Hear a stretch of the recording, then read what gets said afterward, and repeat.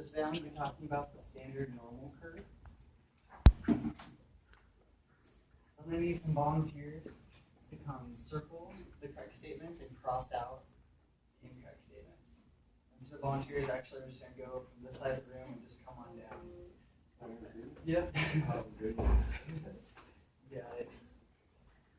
What chapter did this cover? This is like 18, 19, maybe 17. So you can either circle a correct statement or cross out the false. We'll just have everyone just come on up the line down this way to the back.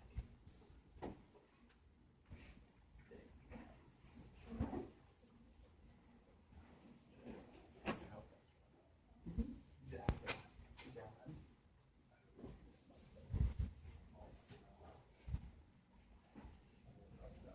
Perfect.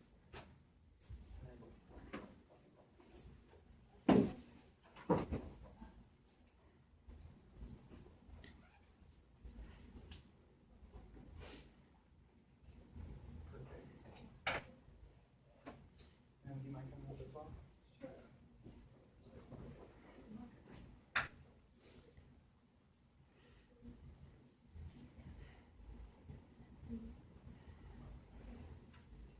The normal curve is not the center, where the normal curve measures centers. Is that so?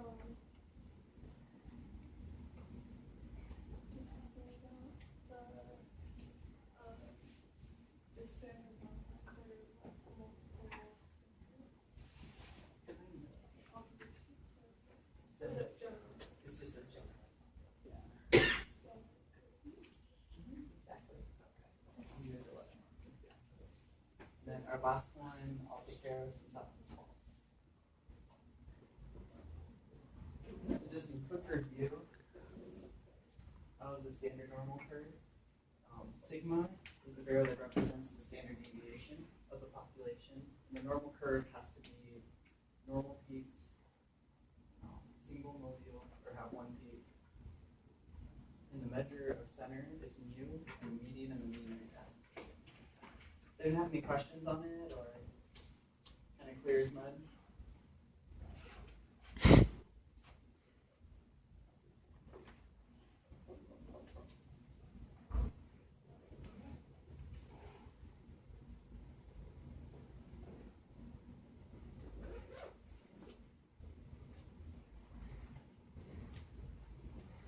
Does anyone remember what the 68, 95, 98, 25 rule, or 97.5 rule, or 99.7 rule is?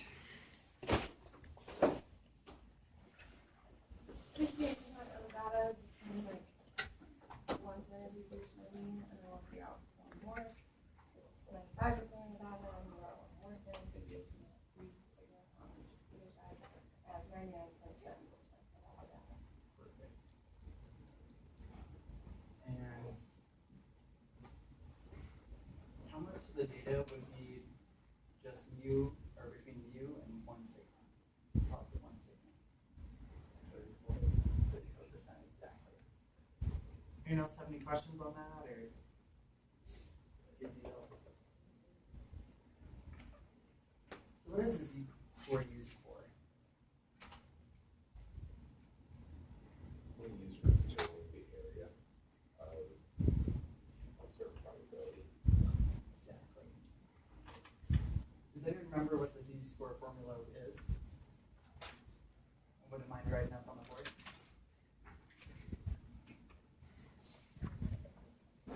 Thank you, man. What's your name? Chris. Chris. Thank you, Chris. Could you repeat what it's used for? So the z-score is used to determine the probability of getting a value less than the one we're looking at, or the area to the left of the curve. And perfect. So z equals x minus mu over sigma. So why to the left? Because in statistics, correct me if I'm wrong, statistics, we're always looking for the probability of us getting something less than the value we got. And when we do further on, we'll be doing sampling distributions, and for exam 3, you all know the probability of something being random or getting a value that's the probability of getting a value that's polar from what you got. So or calculating the odds that the value we got was not by chance. So it's which one has, or which of our experiments has statistical significance. Does that kind of make sense? Okay. I don't remember. Are we ever not going to be given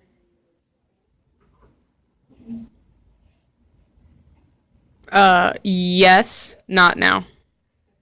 Right now, we operate under the assumption we know these things that we don't really know. To answer that question, we do.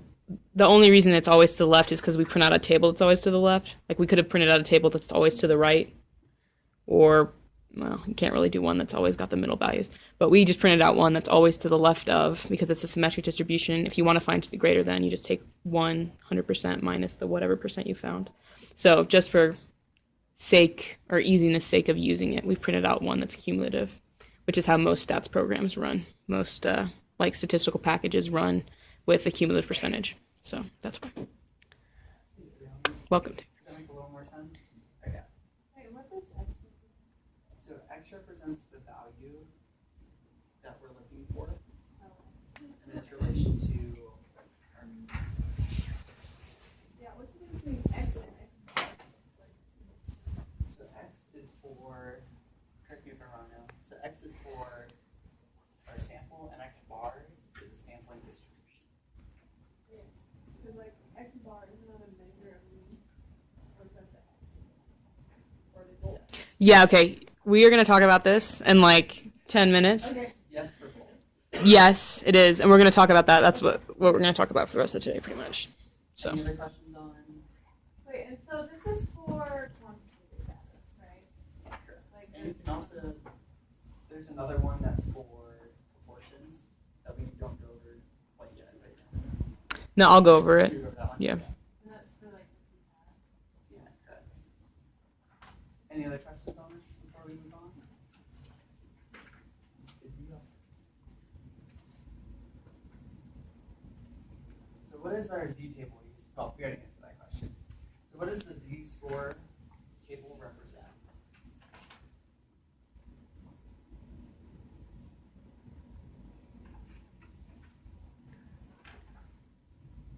Or how would we interpret a value that we got from our table? What would that represent? Doesn't it show like an area? Like the area on the graph? Exactly. Yeah, it shows like the percent underneath the normal distribution that would, yeah, it's just like a percent of area that we have. Perfect. And it's just like your question was, it's always, because we have a left table, it would be the area to the left of our value.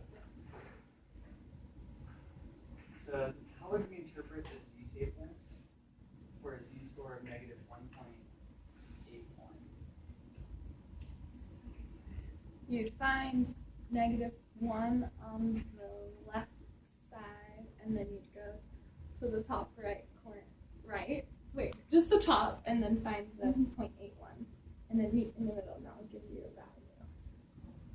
Close. So on our, does everyone have their z-tables out in front of them? Really close. It's Do we have 1.8. tables? Mm-hmm. In the If not, I've got a syllabus. couple of Or here I can online. pass around. So what we'll do is And on you'll the get it left on the side- test. It'll be on the test. Yeah, it's in the Because I wasn't in those. So very close to what you said. So on our left side, we actually, it'll have a number and then the tens place, and then the hundreds place is on the top of it. So you just go to negative 1.8 on the left. Then So you go over this is to negative across it. 1.8 on this side, and then the top is the 0.01. So either way, it's Then just we do the that, which ones value would and we the use tens. on our table? Perfect. Good deal.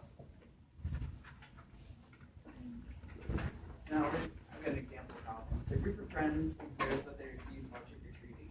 They find the average number of pieces of candy received is 43, with a standard deviation of 2. What is the z-score corresponding to 20 pieces of candy?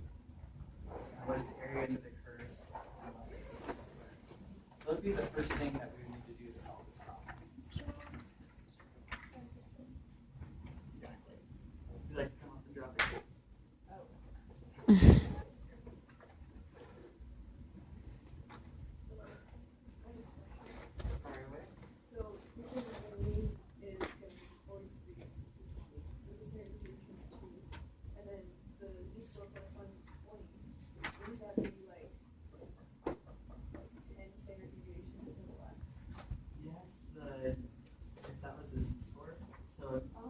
corresponding to 20 pieces of candy, so that's the value we actually got from X. Okay, Does that make a does little that more? mean like, what does that mean? So is Z-score corresponding? So if we were to get 20 pieces of candy, where would we lie on our normal Yeah, so it distribution? would be like way to the left, though, right? Yes, Yeah, like way to the left. exactly. Sorry, I thought you were asking if what the z-score of 20 would be. Yeah. Yeah, so so that's the reason why it's an example problem, is it's a little tricky, but it's something we need to know. So what is our view of this problem? Exactly. 43. And what is our x? 20. With our standard deviation of 2. So then we subtract these two and get negative 23 over 2. So that'll just give us negative 11.5. So in our z table, do we have anything close to 11.5? So what's the smallest value we have in our z table? So we've got 0.0002. So we know that has to be less than that for this class. That's as much as you need to know. Is that correct, ma'am? Mm-hmm. Okay. Mm-hmm. So we'll just get z value. Less than.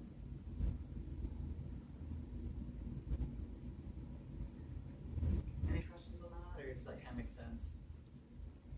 I got you. Okay, thank you. No problem. Okay. So now I've got some group problems.